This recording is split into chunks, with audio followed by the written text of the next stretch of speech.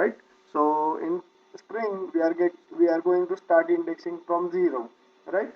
So from 0, 1, 2, 3, likewise this, and indexing will start from left to right, and that is positive indexing. Negative indexing is also there, so it is from right to starting from -1 onwards.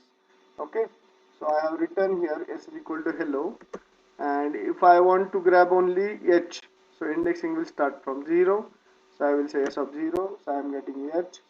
Then s, it is start from 0 and end before 3, right? End before 3 means 0, 1, 2, so before 3 it is going to end, so I am getting hell only. Understood?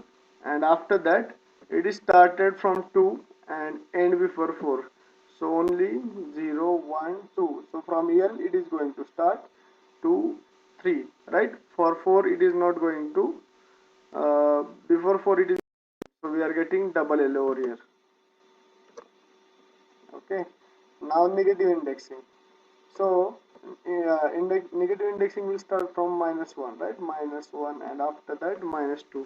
So we are getting this second L right over here. So if I run the minus indexing, so I am getting second L.